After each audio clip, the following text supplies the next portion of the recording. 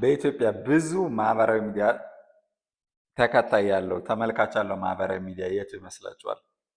ፌስቡክ ወይስ ቲክቶክ?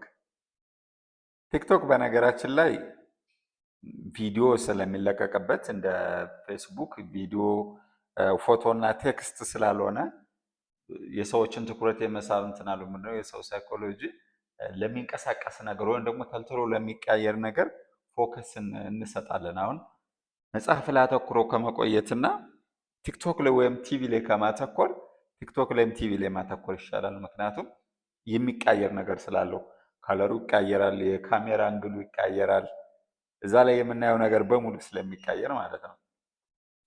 ከዛ አንጻር ቲክቶክ ብዙ ጊዜ የሰዎችን ትኩረት ይዞ የመቆየት አዝማሚያ ያለው፣ ነገር ግን በኢትዮጵያ አብዛኛው ተመልካች ያለው ወርሃዊ ዩዘር ያለው በአቬሬጅ 11 ሚሊዮን ያለው ፌስቡክ ነው። እንግዲህ ያው ጉግል ላይ ባገኘሁት መሰረት ነው። ቲክቶክ ደግሞ መንዝሊ ዩዘሩ ኢትዮጵያ ውስጥ 3 ሚሊዮን ነው። እንግዲህ ፌስቡክ ኦልሞስት ከአራት እጥፍ በላይ የቲክቶክን ዩዘር አለው እና ምንድን ነው ከተደራሽነት አንጻር ፌስቡክ በጣም ተደራሽ ነው። በተለይ ምርት ወይም ሰርቪስ ወይም አገልግሎት ለማስተዋወቅ ፌስቡክ በጣም ተደራሽ ነው። ቢካውዝ አንደኛ ፌስቡክ ብዙ ሰው ተጠቃሚ ያለው ያው እድሜውን በጣም ረዥም ስለሆነ ፌስቡክ ወደ ኢትዮጵያ ከመጣ ወይም ለዓለም ከተዋወቀ ማለት ነው እና ቲክቶክን የሚያውቅ ብዙ ሰው አለ ለማለት ነው። ሁለተኛ ደግሞ ለአጠቃቀም ፌስቡክ በጣም ቀላል ነው።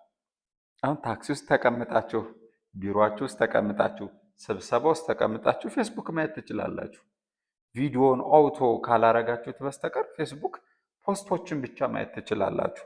ቪዲዮአችሁን አውቶ እንዳይበራ ወይም ደግሞ ቪዲዮ እንዳጋጣሚ ስክሮል ስታደርጉ ቪዲዮ እንዳይበራ ታደርጉታላችሁ። ደን አውቶ ካልሆነ ቪዲዮ በፍጹም ድምፅ የለውም።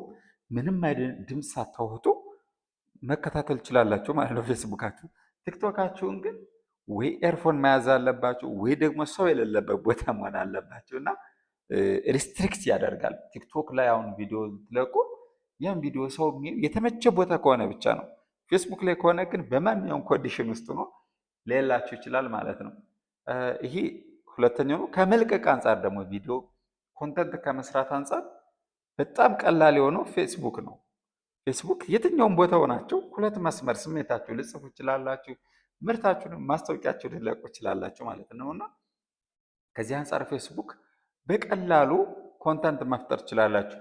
ማታ ተኝታችሁ ከጎናችሁ የተኛውን ሰው ሳትረብሹ ፌስቡክ ላይ በፎቶ በቴክስት አድርጋችሁ የሆነ ኮንተንት ልትለቁ ትችላላችሁ።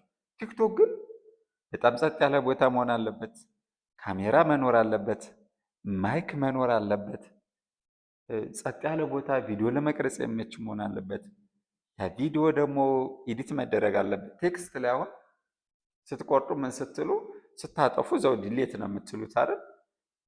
ቪዲዮ ሲሆን ግን ያን ቪዲዮዋችሁን ከት ማድረግ አለባችሁ፣ ኢፌክት መጨመር አለባችሁ ምናምን እና ኮንተንቱን ሰርቶ ከማጋራት አንጻርም ፌስቡክ በጣም ኢንተረስቲንግ ነው። ሌላው ነገር ደግሞ በእድሜ በሰል ያሉ ሰዎች ወይም በአስተሳሰብ በሰል ያሉ ሰዎችን በል አብዛኞች እኔም በቅርበት የማውቃቸው ቲክቶክ የላቸውም። ቲክቶክ ምንድነው? ቲክቶክ ዲስትራክቲቭ ነው ብለው ነው የሚያስቡት። ቲክቶክ ትኩረት ይስባል፣ ከጥቅሙ ይልቅ ጉዳቱ ያመዝናሉ የሚያስቡ። ምክንያቱም ሰው ቲክቶክ ቪዲዮ የሚሰራው ሪተርን ጠብቆ ነው። በቃ ፌስቡክ ላይ ዝም ብላችሁ ሀሳባችሁን ለሰው ለማጋራት ነው የምትለጥፉት አይደለ? ቲክቶክ ላይ ግን ታዋቂ ሆናችሁ ምናምን ማስታወቂያ ሰርታችሁ የሆነ ገንዘብ ለማግኘት ነው። ሪተርን ቤዝድ ነው ፎከሳችሁ። ቪዲዮ ለቃችሁ የምታገኙት ጥቅም ላይ ስለሆነ ቪዲዮ ተመልካች እንዲያገኝ ስለምትፈልጉ የሰውን ትኩረት የሚይዝ ነገር ነው የምትፈልጉ አስባችሁ የምትለጥፉት እና የሰው ትኩረት የሚስብ ነገር ደግሞ ብዙ ጊዜ አስቂኝ ከሆነ ነው። የትኛውም ሰው ቀልድ ይፈልጋል እና ቀልድ ነገር ነው የሚለቀቀው እና ሳቢ ላይሆን ይችላል፣ አስተማሪ ላይሆን ይችላል በሰል ላለ ሰው።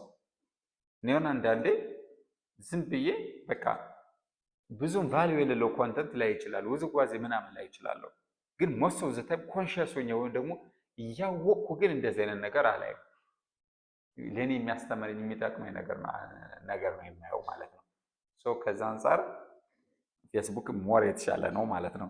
ስለዚህ ልላችሁ የፈለግኩት ለማጠቃለል ያህል ምርት ወይም አገልግሎታችሁን ለመሸጥ ወይም ለማስተዋወቅ ከሆነ በጣም ተደራሹና ብዙ ሰው ሊያየላችሁ የሚችለው ፌስቡክ ነው። ፌስቡክ ላይ ነው።